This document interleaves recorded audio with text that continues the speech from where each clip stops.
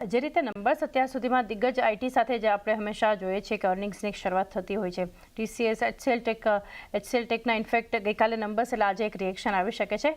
Soft numbers છે Q4ના, પરંતુ મહત્વનું એ છે કે જે એક્સપેક્ટેડ લાઇન પર છે, એટલે અનુમાન હતું કે આટલા નરમ નંબર તો રહી શકે છે.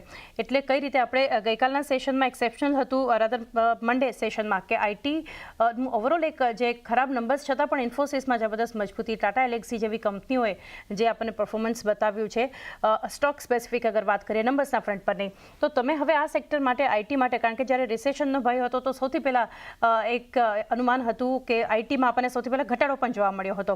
તમે કઈ રીતે વ્યૂ આપો છો ઓવરઓલ આઈટી પર? ક્યાંક હજી પણ IT continuously looks little challenging, અને રીઝન એનું એ છે કે હજી પણ ક્લેરિટી નથી કે યુએસમાં શું થશે. There are every day new events.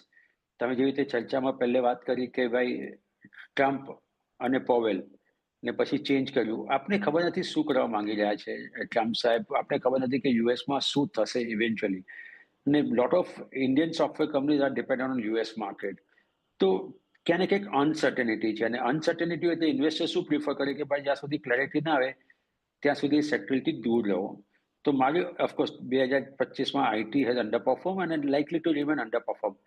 Second thing, rupee depreciation normally work as a tailwind for the IT software sector.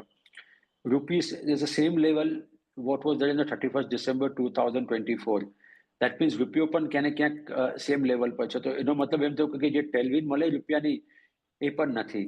સો મને નથી લાગતું કે અત્યારે, to be honest with you, I think even corporates are not very clear cut કે શું થશે.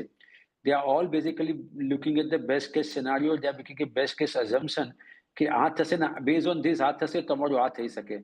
But clarity ક્યાં છે નહીં. તો મારે એવું માનવું છે કે આઈ થિંક થોડું સ્ટે અવે રહો. અત્યારે ડોમેસ્ટિક ફોકસ પર ધ્યાન રાખો. IT is more of A international play, and international scenario looks continuous remain little blur. જ્યાં સુધી ક્લેરિટી નહીં આવે ત્યાં સુધી પૈસા નાખીને વેટ કરવું, પૈસા ના બને એવું વેટ કરવું, એનો મતલબ નથી. So focus on domestic team and સારા એવા પૈસા બની શકે છે. You will get enough opportunity to buy IT companies at later part of 2025. એવું મારું માનવું છે. થોડું દૂર રહી શકો છો આઈટી કંપનીઓથી, અને અહીંયા 2025ના અંતમાં કદાચ જે છે એક ફ્રી કંપનીઓ પર એક ફોકસ રાખી શકો છો કે પરફોર્મન્સ કેવું રહે છે, મેનેજમેન્ટની કમેન્ટ્રી અને ગાઈડન્સ કેવું આવશે. ગણતરીની સેકન્ડ્સ બાકી.